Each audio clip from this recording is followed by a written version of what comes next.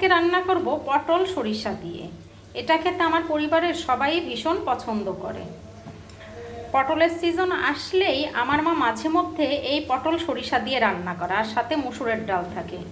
খেতে যে কি দারুণ লাগে, সেজন্য আমি পটলগুলো নিয়েছি আর পটলগুলোর খোসাও ছাড়িয়ে নিয়েছি।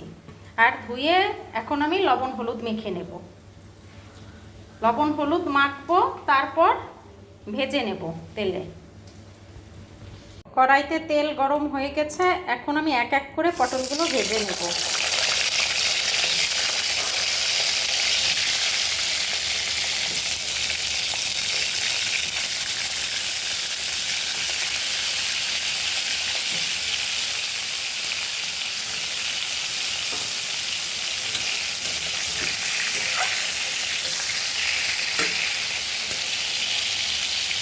পটলগুলো বাদামি করে ভেজে নেব আমি।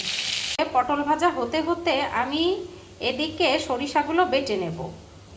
সরিষাগুলো অল্প পরিমাণে বলে আমি ব্লেন্ডার ব্যবহার করব না, শিলপাটাই বেটে নেব। আমি অল্প কিছু সরিষা নিয়েছি, 4টা পাকা মরিচ নিয়েছি, লবণ দেব আর হলুদ দেব, দিয়ে বেটে নেব। এতে কিন্তু সরিষার ঝাঁজটা ভালো পাওয়া যায়। বাটা হয়ে গেছে। এদিকে দেখি পটলগুলোর কি অবস্থা।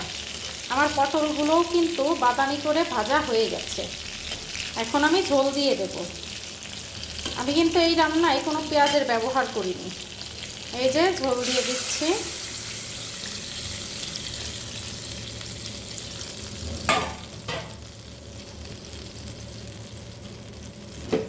একদম সহজ রান্না।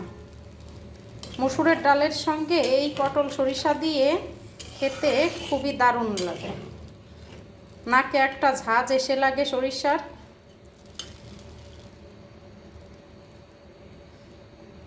ঝোলটা যখন ফুটে আসবে, তারপর আমি সরিষা দেব। আমার ঝোল কিন্তু ফুটে এসেছে আর পটলগুলো ভালো করে সিদ্ধ হয়ে গেছে। এখন আমি বাটা সরিষাটা এর মধ্যে দিয়ে দেব। বাটা সরিষা দিয়ে আরও কিছুক্ষণ জাল করে ঝোল কমিয়ে নেব। সরিষাগুলো পটলের গায়ে গায়ে থাকবে। তোমরা এখনও যারা যারা এই রেসিপিটা খাওনি তারা অবশ্যই ট্রাই করবে, দেখবে ভালো লাগবে। ঝোলটা খুব ভালো করে ফুটছে বন্ধুরা, দেখুন। এটা কিন্তু নামানোর পথে প্রায়, কিন্তু আমি আরেকটু পর নামাবো, আর 5 মিনিট পর। এখন আমি এর মধ্যে 1 চামচ চিনি দিয়ে দিচ্ছি, কারণ নিরামিষ তরকারিতে একটু চিনি দিতে হয়। আপনারা চাইলে স্কিপ করতে পারেন। আমার রান্না কিন্তু হয়ে এসেছে। এখন আমি চুলা থেকে নামিয়ে নেব। ঝোল একদমই কমে গেছে। পটল সরিষাটা নামিয়ে নিয়েছি। এখন আমি ঘ্রাণের জন্য একটু কাঁচা সরিষার তেল এর মধ্যে দিয়ে ঢেকে রাখবো 10 মিনিট।